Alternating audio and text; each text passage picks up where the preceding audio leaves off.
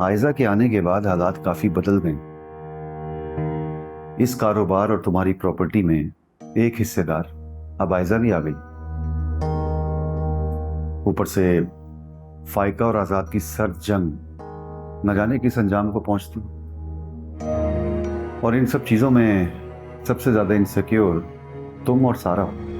Sir, साहिल और समीर नाम के लड़के की मुकम्मल एक्टिविटी रिपोर्ट्स मैंने आपको सेंड कर दी हैं, वो आप देख लें। और मुझे लगता है कि वो जो लोकेशन ट्रैक हुई हैं वो उसी लोकेशन पे रहता है। तुम्हारे ख्याल में वो घर किस वक्त मिलेगा? 12 बजे के बाद वो आपको उस लोकेशन पर मिल जाएगा। तुम्हें एडवेंचर का बहुत शौक है ना मिस्टर? तैयारी कर लो, कुछ नया होने वाला है। क्या होने वाला है? तुम्हारी एक्स गर्लफ्रेंड का शौहर तुम्हें ढूंढ रहा है। मैं चाहता हूं कि तुम उसे मिल जाओ और मिलकर उसे वो सारी कहानी सुना दो जो हमने पहले से डिसाइड की थी। ठीक है, तैयार हूं मैं। आप शायद आयजा को लेकर परेशान हैं। शायद तुम ठीक कह रही हो। ये दुख और गम सारी जिंदगी मेरे साथ रहेगा। फाइका ठीक ही कहती थी, तहजीब तुम्हें छूकर भी नहीं गुजरी। ये तहजीब ही है मामू, जो मैं आपकी बातों का जवाब दे रही हूँ। और क्या मैं जानती नहीं कि आयजा पर हमला करवाने वाले आप ही हैं? सारा, सारा तुम ठीक हो रही हो? तुम ठीक हो रही हो? मैं अभी बाबा को बता के आती हूँ। बाबा! क्या हुआ बेटा, सब खैरियत है? बाबा वो, बाबा! क्या बेटा, काम डाउन, पहले सांस लो, हौसले से। अब बताओ क्या हुआ? बाबा, बाबा वो सारा को होश आ गया है, उसने मेरा हाथ पकड़ा था। क्या? सारा को होश आ गया?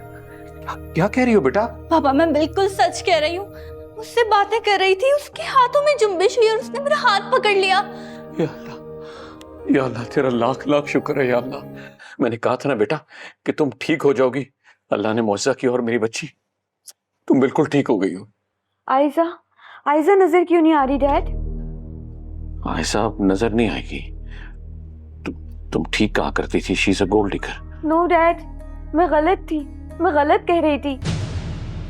क्या क्या कह रही हो? मैं समझ नहीं पा रहा। परसों रात साहिल आया था मेरे कमरे में, यहाँ पर मेरी आंखों के सामने उसको किडनैप करके ले गया डैड। किडनैप? साहिल? कौन साहिल? साहिल से वो 2 साल पहले मिली थी। वो साहिल से शादी करना चाहती थी, लेकिन वक्त गुजरने के साथ उसे पता चला कि साहिल शादी में इंटरेस्टेड नहीं है। वो समझ चुकी थी कि साहिल की नीयत उस पर खराब है। सच कह रही हो सारा? जी बाबा, मैं सच कह रही हूँ। साहिल ही तो था जिसके साथ वो 6 महीने रिलेशनशिप में रही, लेकिन पता नहीं उन दोनों के बीच में ऐसा क्या हुआ कि आयजा ने उसको जेल भिजवा दिया था। Oh my God! क्या हुआ डैड? बाबा सब ठीक है ना? मुझे जाना होगा। पता नहीं किसने मुझे मिसगाइड किया। कहाँ है आयजा? मैं तुम्हारे साथ चलता हूँ। नहीं सुल्तान, ये गलती मुझसे हुई है, उसको दुरुस्त भी मैं खुद ही करूंगा। तुम्हारी कम अकली और बेवकूफ़ी की वजह से हम मुसीबत में पड़ गए। अब क्या करना चाहिए मुझे? मेरी बात गौर से सुनो। अपना फोन, अपनी सिम जला दो, वरना पुलिस चंद घंटों में तुम तक पहुंच जाएगी। देख लिया सब कुछ तुमने? उससे बहुत बड़ी गलती हो गई यार। गलती हो गई? पहले उस पर शक किया, फिर उसकी जासूसी की, उस पर इल्जाम लगाए, फिर उस बेचारी को घर से निकाल दिया। तुम ये सब कैसे? मैं खामोश नहीं बैठा हुआ था। जिस लड़के से तुमने आयजा की सारी डिटेल्स निकलवाई हैं, ये सब कुछ मुझे उसी ने बताया।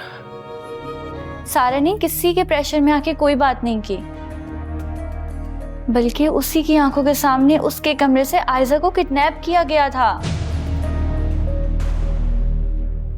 और जिसने किडनैप किया है उसको भी सारा जानती है। किडनैप? जी, किडनैप।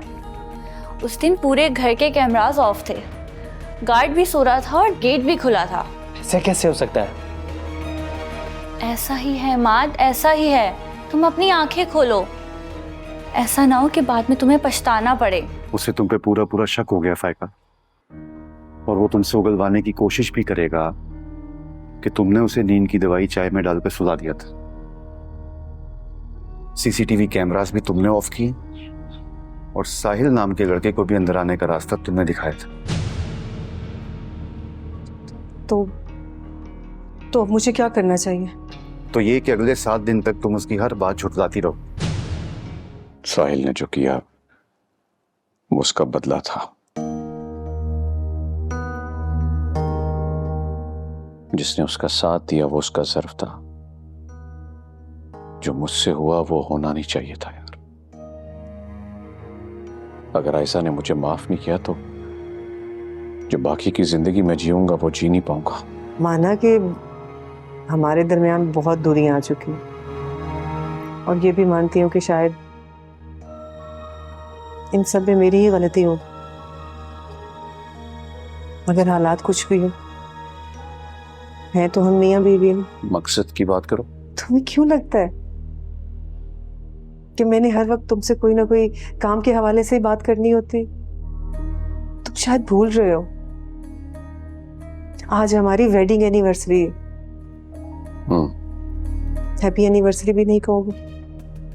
क्या इतनी बुरी हूं मैं? Happy anniversary. इन पेपर्स पे आपके सिग्नेचर चाहिए। ओके, ये क्या है? कोई सीक्रेट है क्या? सर मिसेस फायका आजाद हुसैन के खिलाफ रिपोर्ट है और उनसे तफ्तीश का इजाजतनामा है सर। पहले दूसरी बीवी पर शक करके पछताए तुम, अब पहली बीवी पर इल्जाम लगा के पछताओगे तुम। आजाद, तुम हमेशा सब कुछ करने के बाद ही क्यों सोचते हो? अब शायद वक्त आ गया है कि हम सब सर जोड़कर बैठें और इस मसले का हल निकालें। इसका सिर्फ एक ही हल है कि बाबा आयशा को डिवोर्स दे दे और आयशा को घर से निकाल दे। आप वो बात कर रहे हैं जो हो ही नहीं सकती। देखो नामुमकिन तो नहीं है ना। नामुमकिन ही है। बेगम साहिबा, हम किससे बात कर रही हैं? देखो ना, मामा को यकीन ही नहीं आ रहा मेरी बात का। इन्हें लगता है ये सब कुछ मैंने करवाया। तीसरी बार आ गई ये बात पूछने के लिए। लेकिन बेगम साहिबा, यहाँ तो कोई नहीं है। मेरी मामा की तो डेथ हो चुकी। लेकिन वो अभी यहाँ थी, यहाँ बैठी हुई थी। तुम्हें दिखाई नहीं दिया?